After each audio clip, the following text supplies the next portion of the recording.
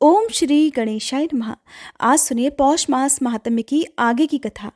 श्री नारायण कहते हैं, मुने, मनोरमा ने अपने स्वामी के मुख से भविष्य की जो जो बातें सुनी उन्हें मन में धारण कर लिया और ये समझ लिया कि ये बातें अवश्य ही सत्य होंगी। इसलिए उसने उसी क्षण अपने प्राणनाथ को अपने हृदय से लगा लिया। फिर वह भगवत चरणों का ध्यान करने लगी।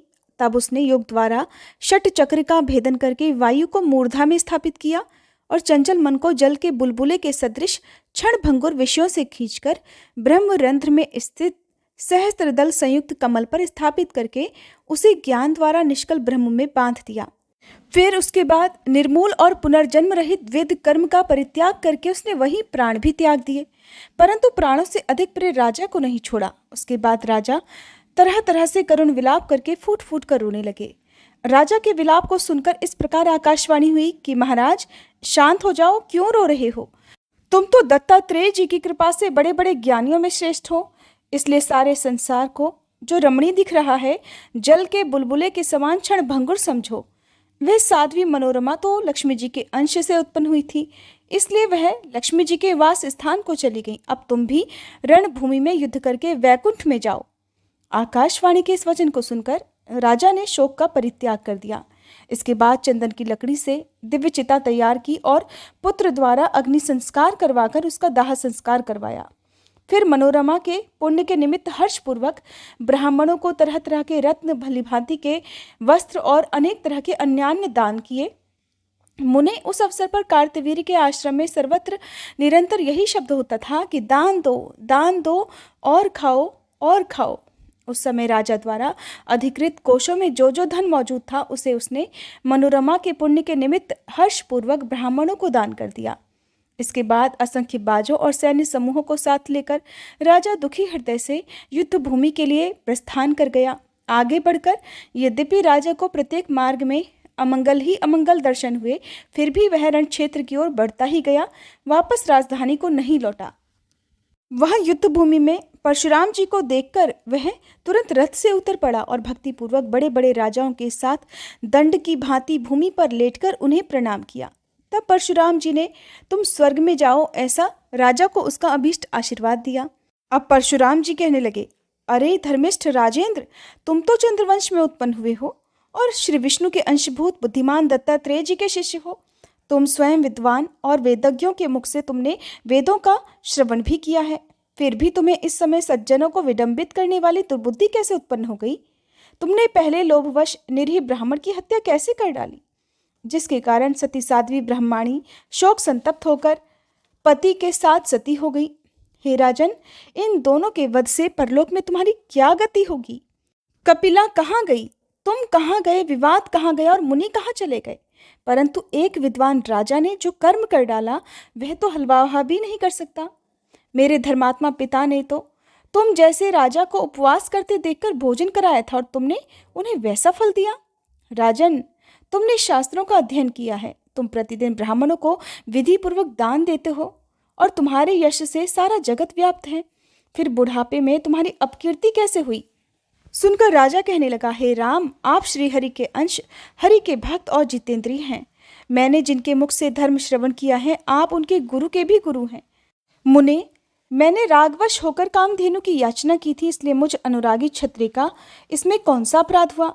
फिर भी आपके पिता ने महान बल पराक्रम से संपन्न बहुत से भूपालों का वध कर डाला। इस समय यहाँ शिशु अवस्था वाले राजकुमार ही आए हैं। आपने संपूर्ण पृथ्वी को 21 बार भूपालों से शून्य कर देने के लिए जो प्रतिज्ञा की है, अब उसका पालन कीजिए। युद्ध करना तो क्षत्रियों का धर्म ही है। युद्ध में मृत्यु को प्राप्त हो जाना उनके लिए निंदित नहीं है, परंतु ब्राह्मणों की रण स्पृहा लोक और वेद दोनों में विडंबना की पात्र है। वाणी ही जिनका बल और तप ही जिनका धन है, उन ब्राह्मणों की शांति ही प्रत्येक युग में स्वस्तिकारक कर्म है। ऐसा कहकर राजा शांत हो गया। उसके उस वचन को सुनकर सभी लोग भी मौन हो गए। फिर परशुराम जी के सभी भाई, जो बड़े शूरवीर तथा हाथों में अत्यंत तीखे शस्त्र धारण किए थे, उनकी आज्ञा से युद्ध करने के लिए आगे बढ़े। तब जो स्वयं मंगल स्वरूप तथा मंगलों का आश्रय स्थान था, उस महाबली मत्स्यराज ने भी उन सबको युद्धोन्मुख देखकर, अर्थात युद्ध के लिए तत्पर देखकर युद्ध करना आरंभ कर दिया। उस राजा ने बाणों का जाल बिछाकर उन सभी को रोक दिया। तब जमदग्नि के पुत्रों ने उस बाण समूह को छिन्न भिन्न कर डाला। मुने, राजा ने सैकड़ों सूर्यों के समान प्रकाशमान दिव्यास्त्र चलाया, परंतु मुनि ने माहेश्वर अस्त्र के द्वारा खेल ही खेल में उसे काट डाला। फिर से मुनियों ने दिव्यास्त्र द्वारा राजा के बाण सहित धनुष, रथ, सारथी और कवच की धज्जियां उड़ा दी। इस प्रकार राजा को शस्त्रहीन देखकर मुनियों को बड़ा हर्ष हुआ। तब उन्होंने मत्स्यराज का वध करने की इच्छा से शिवजी का त्रिशूल हाथ में उठाया। त्रिशूल चलाते समय आकाशवाणी हुई कि हे ब्राह्मणों, शिवजी का ये त्रिशूल अमोघ है, इसे मत चलाओ, क्योंकि मत्स्यराज के गले में सर्वांगों की रक्षा करने वाला शिवजी का दिव्य कवच बंधा है, जिसे पूर्व काल में दुर्वासा जी ने दिया था। इसलिए पहले राजा से उस प्राण दान करने वाले कवच को मांग लो। मुने, फिर परशुराम जी ने त्रिशूल चलाकर राजा पर चोट की, परंतु राजा के शरीर से टकराकर उस त्रिशूल के 100 टुकड़े हो गए। तब आकाशवाणी सुनकर महान पराक्रमी जमदग्नि नंदन परशुराम जी ने श्रृंगधारी सन्यासी का वेश धारण करके राजा से कवच की याचना की। राजा ने ब्रह्मांड विजय नामक वह उत्तम कवच उन्हें दे दिया।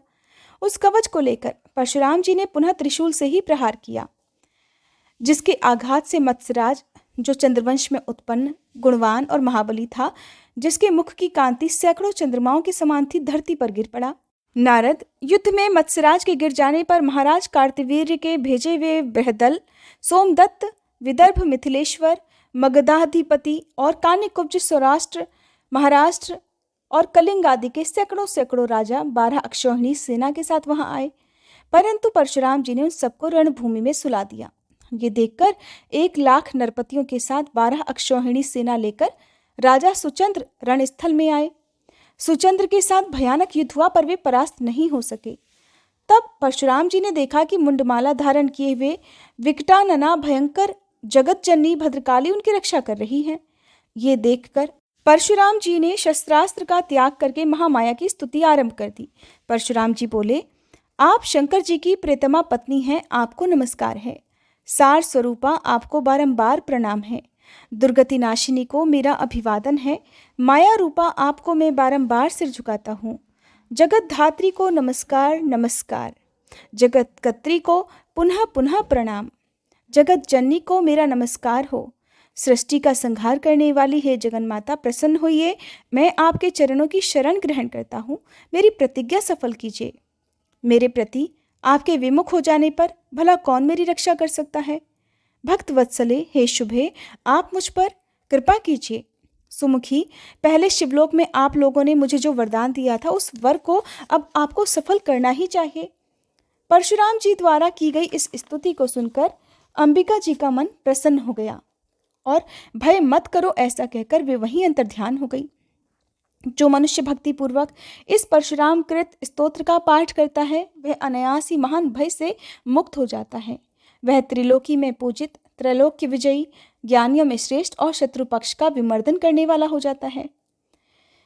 इसी बीच ब्रह्मा जी धर्मात्मा में श्रेष्ठ भृगुवंशी परशुराम जी के पास आकर उनसे इस रहस्य का वर्णन करने लगे कि महाभाग राम, अपनी प्रतिज्ञा सफल करने के लिए पहले तुम सुचंद्र की विजय के हेतुभूत रहस्य का मुझसे श्रवण करो। पूर्व काल में दुर्वासा ने सुचंद्र को दक्षाक्षरी महाविद्या तथा भद्रकाली का परम दुर्लभ कवच प्रदान किया था। भद्रकाली का कवच देवताओं के लिए भी अत्यंत दुर्लभ है।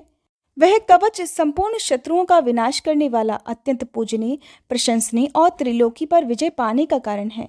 वह कवच जिसके गले में वर्तमान है, उसे जीतने के लिए भूतल पर तुम कैसे समर्थ हो सकते हो। इसलिए भार्गव, तुम भिक्षा के लिए जाओ और राजा से प्रार्थना करो। सूर्यवंश में उत्पन्न हुआ वह राजा परम धर्मात्मा और दानी है। मांगने पर वह निश्चय ही प्राण, कवच, मंत्र आदि सब कुछ दे डालेगा। मुने, तब परशुराम जी सन्यासी का वेश धारण करके राजा के पास गए और उससे उन्होंने मंत्र तथा परम अद्भुत कवच की याचना की। तब राजा ने अत्यंत आदरपूर्वक उन्हें मंत्र और कवच दे दिया।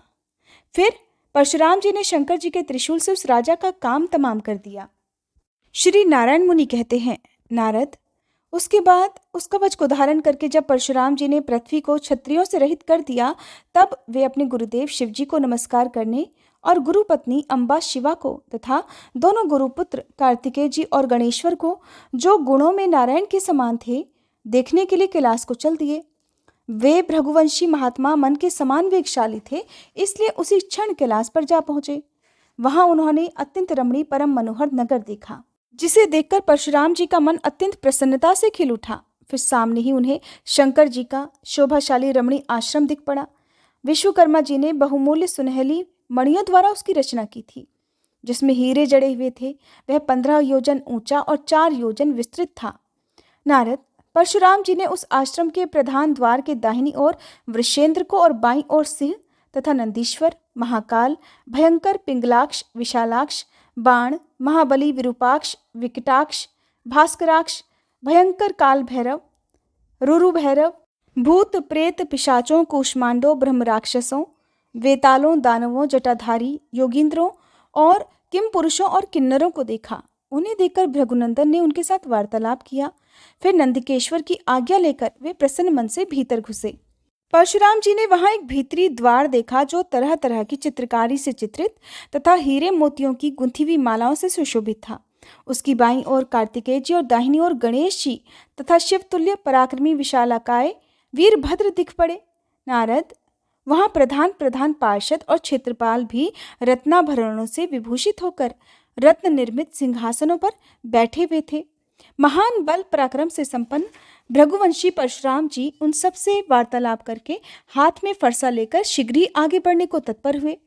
उन्हें आगे बढ़ता हुआ देखकर गणेश जी ने कहा, भाई क्षण भर ठहर जाओ, इस समय महादेव निद्रा में हैं। मैं उनसे उनकी आज्ञा लेकर यहाँ वापस आता हूँ और तब तुम्हें साथ लिवा कर ले जाऊंगा, लेकिन इस समय रुक जाओ।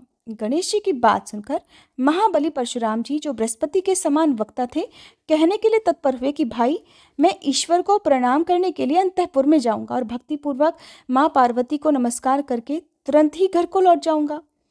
जो सगुण निर्गुण भक्तों के लिए अनुग्रह के मूर्त रूप, सत्य सत्य स्वरूप, ब्रह्म ज्योति, दया सिंधु, दीन बंधु, आत्मा में रमण करने वाले और भक्त वत्सल हैं, जिनसे मैंने नाना प्रकार की विद्याओं और अनेक प्रकार के परम दुर्लभ शास्त्रों को प्राप्त किया है, उन जगदीश्वर गुरु के इस समय मैं दर्शन करना चाहता हूँ। ऐसा कहकर परशुराम जी गणपति के आगे खड़े हो गए। इस पर श्री गणेश जी ने उन्हें बहुत तरह से समझाया कि इस समय भगवान शंकर और माता जी अंतःपुर में हैं, आपको वहां नहीं जाना चाहिए। परंतु परशुराम जी हठ करते ही रहे और इसके बाद जो कुछ भी हुआ उसका वृतांत आप अगले अध्याय में सुनेंगे।